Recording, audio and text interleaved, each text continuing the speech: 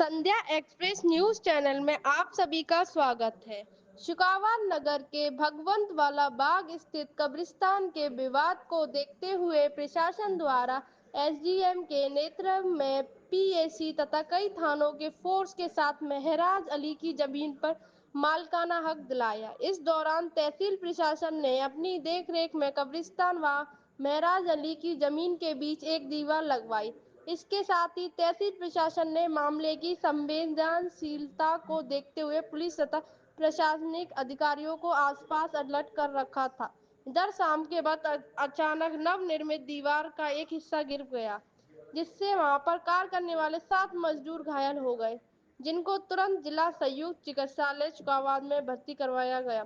शुकावात के मोहल्ला पड़ाव स्थित भगवंत वाला बाग के पास विगत काफी दिनों से कब्रिस्तान व नॉन जेड की जमीन को लेकर महराज अली व दूसरे पक्षों के लोगों में विवाद चल रहा है।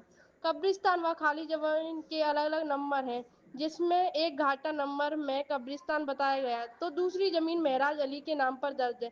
वहीं दूसरे पक्ष के मुस्लिम समाज के लोग खाली जगह को भी कब्रिस्तान की जमीन बता रहे हैं।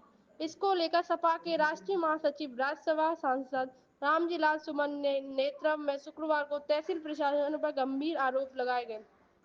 आज शनिवार को एसडीएम डॉक्टर गजेंद्र पाल सिंह जमीनी विवाद के निपटारे के लिए पीएसी, फायर ब्रिगेड, कई थाने के फोर्स के साथ विवादास्पद जमीन पर पहुंचे, जहां एसडीएम ने वहां पड़े ताले को खुलवाकर कब्रिस्तान व खाली पड़ी दूसरी जगह के मध्य एक दीवार लगवाई, जिससे कब्रिस्तान की जमीन व दूसरी जमीन के मध्य बंटवारा कर लगा है, भीड़ भाड़ है, क्या पूरा मामला है?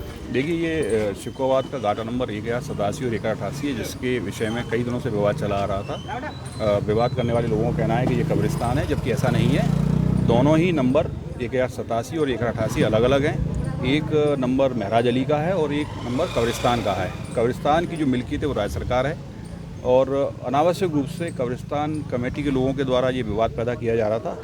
दोनों पक्षों को बुलाकर सीमांकन करा दिया गया। दोनों घाटे चूँकि अलग अलग थे, उनमें दीवार लग गई है।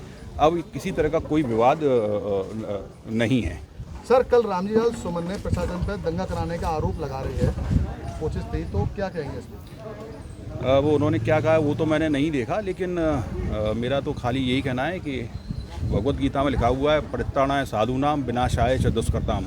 साधु और संतों की रक्षा करने के लिए और विनाशों का जो दुष्टकारी प्रवृत्ति के लोग हैं उनका विनाश करने के लिए हमको क्या करना है अच्छे से पता है। अच्छा, हम उन्होंने ये भी कहा था नॉन जेडी की जमीन की वसीयत नहीं हो सकती। नहीं, ये उन्होंने बिल्कुल गलत कहा है। नॉन जेडी की जो भूमि है वो जेडे की भूमि की तरह ही होती है। इसका भी एक नामांतरण करने का एक तरीका है।